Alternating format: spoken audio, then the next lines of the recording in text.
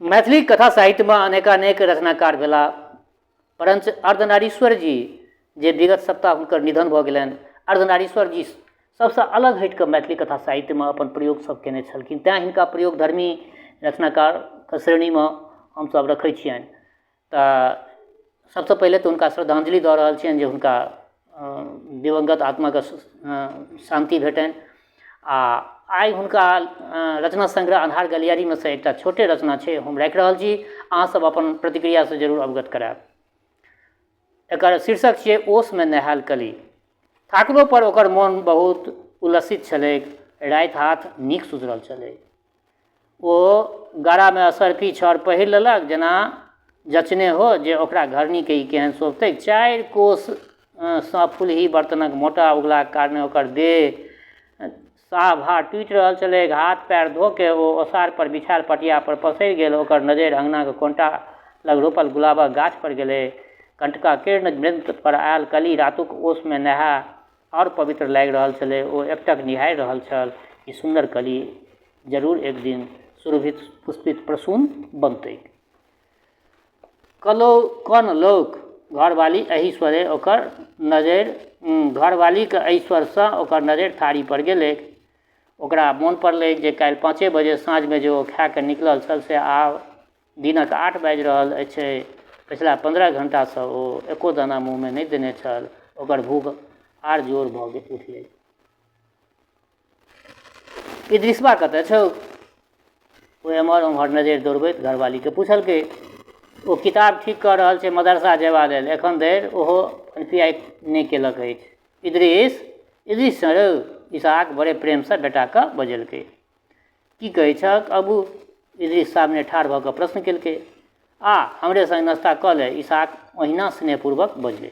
हम तोरा संगे नहि खेबौ अब्बा, इद्रिस दू टूक उत्तर देलकै। से कियाक रौ? आश्चर्य मिश्रित जिज्ञासा केलकै इसहाक। तोहर हाथ नपाक छ। मौलवी साहब कहै छै जे नपाक काज करैवला के हाथ हरदम नपाके रहै छै, नपाक हाथक चीज नहि खेबाक चाही। से कोना रौ?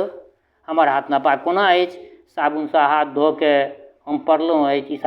इसहाकक स्वर उत्तेजित छल। तो चोरी करै छ? जे चोरी करै छै तकर हाथ नपाक होइ छै। खुदा ईमानदारी के कमाई के पाक कमाई कहलनि हैं।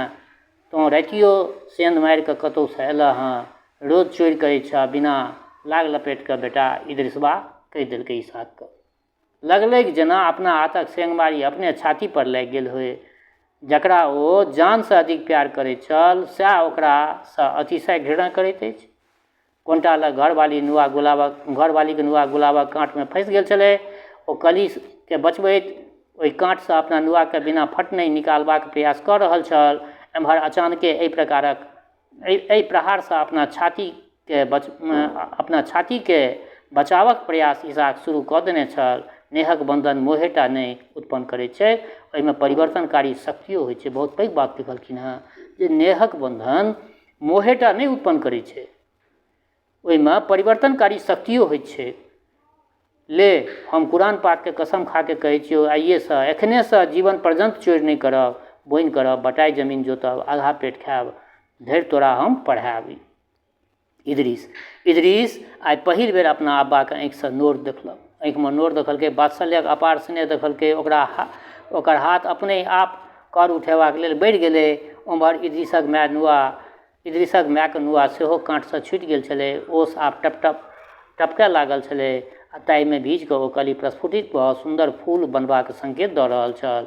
नोर खसबा सँ लागल जेना इसहाक के नयन ज्योति बढ़ि गेल होय। गुज्ज अन्हार में आइ पहिल बेर ओ देखऽ लागल छल इसहाक। तऽ श्रोतागण, आइ हिनकर एकटा छोटे सन रचना अहाँ सबके समक्ष रखलहुँ हँ श्रद्धांजलि रूप में। मोन तऽ बहुत, जहिया से हिनकर ई देहावसान के सूचना भेटल ओहि दिन से जे छै से मोन बड़ा मतलब छोट भऽ गेल यऽ। ओहि दिन से हम रचना कहाँ यूट्यूब पर में दऽ रहल छियै। आइ फर्स्टे रचना जे छै से हम हिनके रचना जे छै से आइ हम रखलहुँ। कए दिन से प्रयास कऽ रहल छलियै लेकिन मोन नहि नीक बुझाइ छलै। एहि दुआरे जे बड़ा मतलब एहि बीमारी के, जटिल बीमारी के चपेट में रहितो हर सप्ताह एक न एक बेर हुनका सँ गप जरूर भऽ जाइत छल। आ हुनका सँ गप भेलाके पश्चात जे छै से मोन में बहुत तरह के सृजनात्मक प्रवृत्ति सब जे छै से अबै छल जे ई सृजन करब। ओ अहियो बीचमे कोशी संदेश एगो त्रैमासिक पत्रिका छै, मैथिली पत्रिका, ताहिके लेल हमरासँ रचना मांगने रहथिन। हमरा कहलखिन जे एकटा अहाँ जे छै से राजकमलपरमे हुनकर राजकमल एक युग पुरुष अहाँ लिख कऽ दियौ, किया तऽ राजकमलके अहाँ बहुत करीबसँ पहचानै छियै। अवस्था तऽ अहाँके उम्र तऽ कम अछि, लेकिन राजकमलके पढ़ने अहाँ बेसी छियै, तऽ अहाँसँ बढ़िआँ केओ नहि लिख सकै छै, तऽ अहाँ राजकमलपरमे ई हमरा लिख कऽ दिअ। लिख कऽ पठा देने छलियनि। तत्पश्चात ओ जे छै से हमरा कहलनि जे एकटा मधुपजीपरमे रचना कनि मधुपांशके कहितियै। मधुपांश मधुपजीके पोता छथिन, तऽ मधुपांशसँ बढ़िआँ केओ नहि मधुपजीपरमे रचना दऽ सकै छै। तऽ हम मधुपांशोके कहलियनि आ मधुपांशके नम्बर हुनका सेहो देलियनि, तऽ मधुपांशसँ ओ बातो केने रहथिन। मधुपांशो हमरा जे छै, मधुपांशे हमरा जे छै से अहमदाबादसँ आबै छलाह, तऽ ओ ट्रेनसँ हमरा ई बातके सूचना देलनि भोरे भोर जे एना एना देखलिए हैं फेसबुक पोस्ट सब परमे अर्धनारीश्वर नहि रहला, बड़ा एकदम जेना झूर जमान भऽ गेल छलहुँ। खैर श्रोतागण, अहिना जे किछु भेलै आब तऽ ओ घुरि कऽ नहि अएथिन, लेकिन हिनका रचनासब अछि अनवरत। एखन जे छै से हिनका रचनासब हम पटलपरमे राखब। अहाँसब अपन प्रतिक्रिया जरूर लिखब, हमर हिनका रचना अहाँसबके केहन लगैए आ अपना प्रतिक्रियासँ अवगत करायब। यूट्यूबपरमे अहाँसबके प्रतिक्रियाके हम इंतजार करब। और अंतमे इएह कहै छी हमर श्रोता, अहाँसब जतऽ कतौ रहै छी स्वस्थ रहू, निरोग रहू, अपना आचरणके पवित्र बनेने राखू। माता जनक नंदिनी जगदम्बा माँ वैदेहीके कृपा अहाँसब पर बरसैत रहए। शुभकामनाक संग जय मिथिला, जय मैथिली।